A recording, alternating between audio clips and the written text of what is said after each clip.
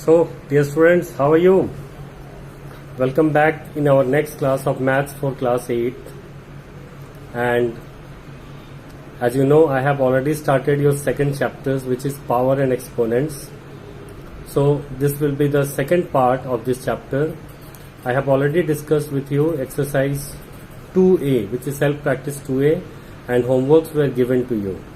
तो होपफुली आप लोगों ने होमवर्क तो जरूर बना लिया होगा, और जिसने होमवर्क बनाया होगा उसकी जो पावर है वो फॉर्मूले पे काफ़ी स्ट्रांग बन चुका होगा। तो अगर आपका पावर बन चुका है तो आगे से आपके लिए इस चैप्टर का काम आसान होने जा रहा है। तो डेफिनेटली हम लोग ट्राई करेंगे, आगे बढ़ते रहेंगे क्वेश्चन बाय क्वेश्चन, और हर क्वेश्चन को डील करेंगे आपकी बुक से। जिन लोगों के पास बुक्स नहीं है, स्कूल्स में बुक्स मिल रहे हैं, जाकर आप लोग ले सकते हैं। तो आइए अब हम लोग आगे बढ़ते हैं सेल्फ प्रैक्टिस एक्सरसाइज 2B।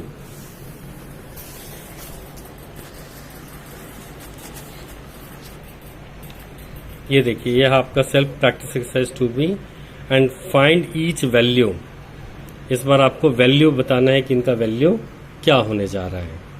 और उससे पहले मैं बता दूं आपको कि साइंटिफिक नोटेशन किसे कहते हैं या स्टैंडर्ड फॉर्म किसे कहते हैं। तो जो साइंटिफिक नोटेशन होता है वो होता है 10 की पावर में, उसको हम 10 की पावर में लिखते हैं। और जो स्टैंडर्ड फॉर्म होता है उसमें हम उसको वैल्यू वाइज लिख देते हैं कि उसका टोटल वैल्यू कितना बना है। तो आइए देखते हैं क्या होता है इसके अंदर। पहले आप समझ जाइए, जैसे मेरे पास एक नंबर है 950000। तो ये जो नंबर है इसका डेसिमल यहाँ है। तो ये जो नंबर है जो लिखा हुआ है, इस नंबर को हम कहते हैं स्टैंडर्ड फॉर्म। इसी नंबर को तो हम कहते हैं स्टैंडर्ड फॉर्म। और जब हम इसका डेसिमल एक डिजिट के बाद ले आते हैं, जैसे इसके डेसिमल को हम यहां से शिफ्ट करके यहां पहुंचा देते हैं 9 के आगे, तब हम इसको क्या लिखेंगे 9.5।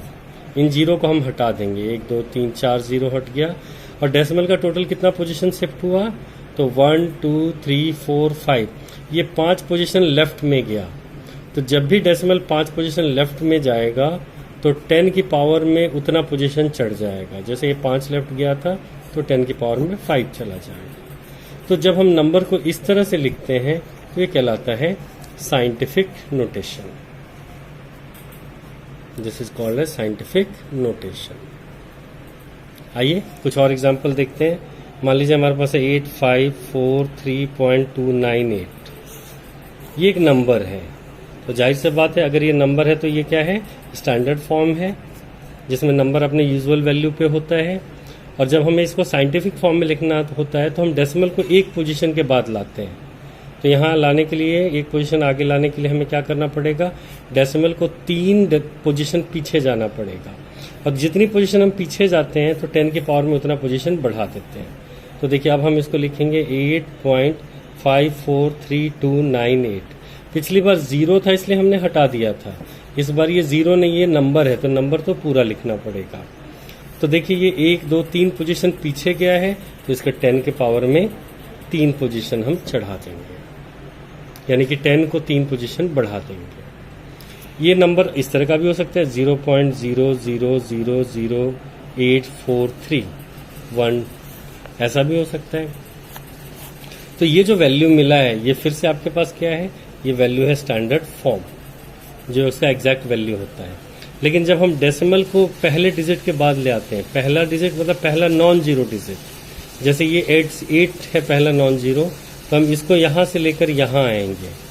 देख लो बच्चों, यहां लेकर आएंगे तो हमें 1 2 3 4 5, तो 5 पोजीशन आगे जाना पड़ेगा, यानी कि 8.431 तो लिखेंगे ही। अब हमने डेसिमल को 5 आगे बढ़ाया है तो 10 को 5 पीछे कर देंगे, 10 का पावर -5 कर देंगे। तो याद रखिए, जब हम डेसिमल को पीछे करेंगे तो 10 का पावर बढ़ाएंगे, लेकिन जब हम डेसिमल को आगे करेंगे तो हम 10 का पावर घटाएंगे, यानी कि माइनस में लिखेंगे। तो इस तरीके से इन वैल्यूज को लिखा जाता है। तो डेसिमल फॉर्म और स्टैंडर्ड फॉर्म दोनों आप समझ गए। अगर इसी चीज को हमें प्रॉपर फॉर्म में लिखना होता, यानी कि इसी को अगर हमें स्टैंडर्ड फॉर्म में लिखना है, मान लो ये दिया है तो यहाँ पे 10 का पावर में -5 लिख रहे हैं, तो हम डेसिमल को 5 पीछे ले जाएंगे। तो 5 पीछे तो हम ले नहीं जा सकते, यहाँ तो एक ही डिजिट है, तो हमें 4 0 लगाना होगा, 1 2 3 4, ताकि 5 पोजीशन बन जाए 8 4 3 1। तो अब ये 8 के बाद 4 0, यानी कि यहाँ डेसिमल लग जाएगा। तो आंसर देखो ये आ जाएगा, यही था यहाँ पे 0 0 0 0 8 4 3 1। तो जब 10 को हटाना होगा तो जो पावर दिखा है उतना पीछे या आगे।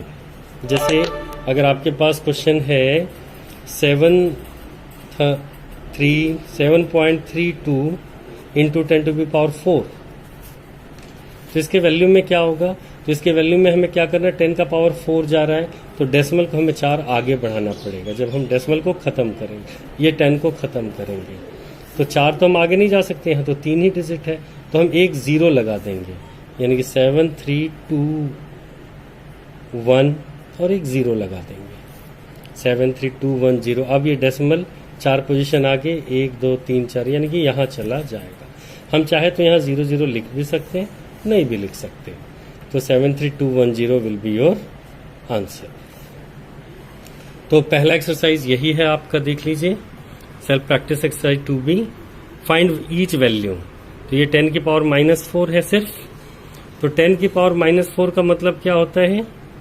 जैसे 10 टू दी पावर -4 बोला गया है, तो यहाँ ये 1 से मल्टीप्लाइड है।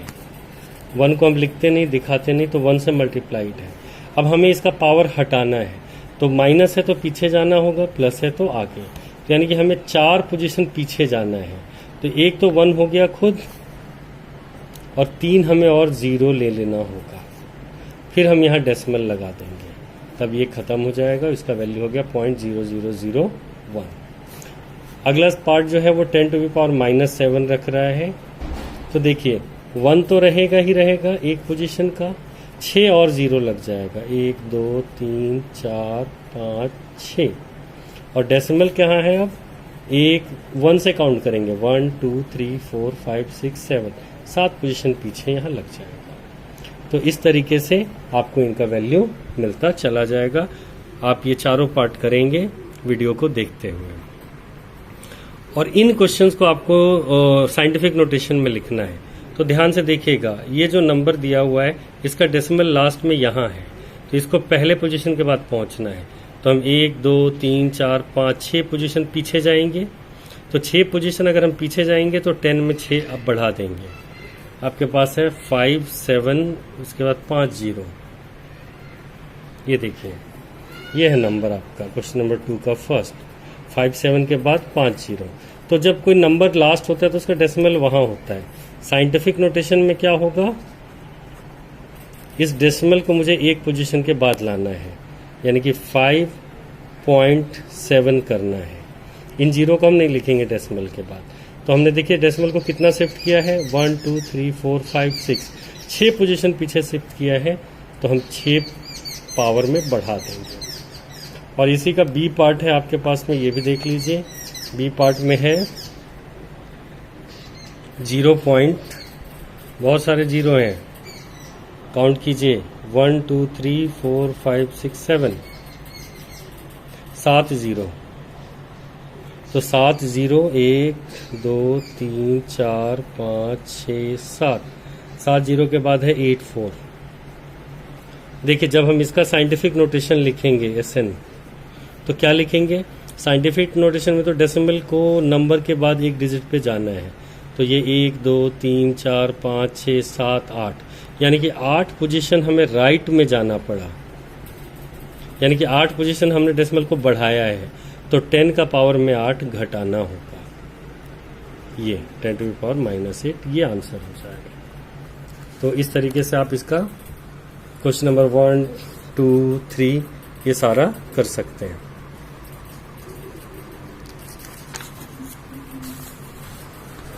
अब जैसे ये क्वेश्चन है, इनको स्टैंडर्ड फॉर्म में लिखना है, यानी कि इनका वैल्यू लिखना है, और आगे के जो क्वेश्चन है उनको फिर साइंटिफिक नोटेशन में लिखना है। तो आपको स्टैंडर्ड फॉर्म में लिखना, साइंटिफिक नोटेशन में लिखना, सारा कुछ पीछे सिखा दिया गया है। तो उसके आधार पे ही आप इन क्वेश्चंस को बनाते चले जाएंगे। तो प्रयास कीजिएगा इन क्वेश्चंस को बनाने के लिए, और उसके बाद आपके पास में ये मल्टीपल चॉइस क्वेश्चन का सेक्शन आ जा रहा है। आज मैं अपने वीडियो में ये सब भेज दूंगा आपको और आप इन क्वेश्चंस को ट्राई करेंगे। फिर हम लोग अपने नए चैप्टर की तरफ बढ़ेंगे, जो नया चैप्टर होगा squares and square roots, cubes and cube roots. तो आइए देखिए, सबसे पहले यहाँ का कुछ क्वेश्चन बनाते हैं, देखते हैं इनका आंसर क्या होने जा रहा है।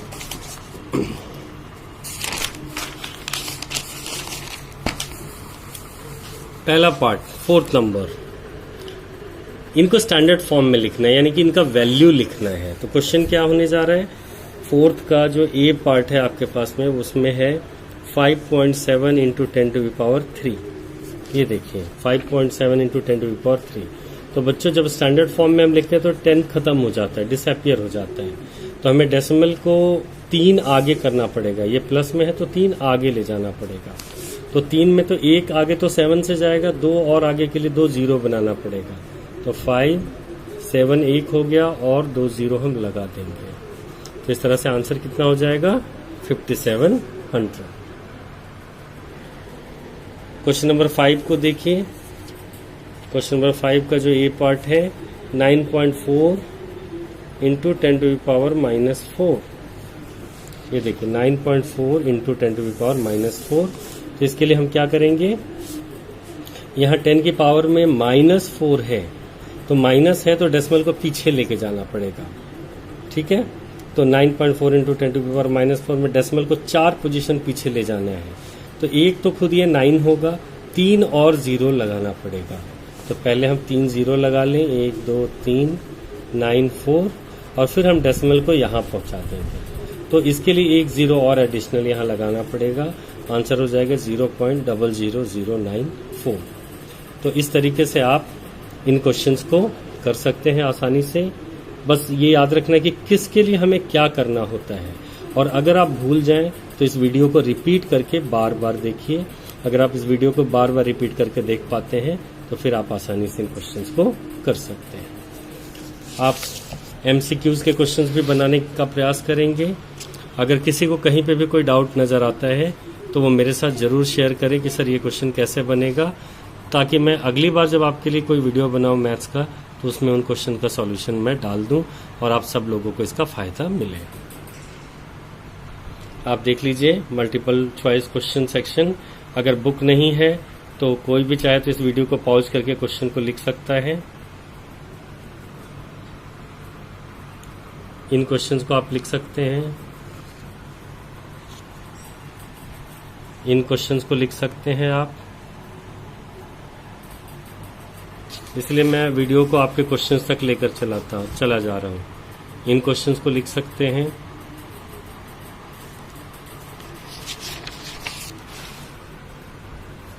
फिर आप इन क्वेश्चंस को भी लिख सकते हैं।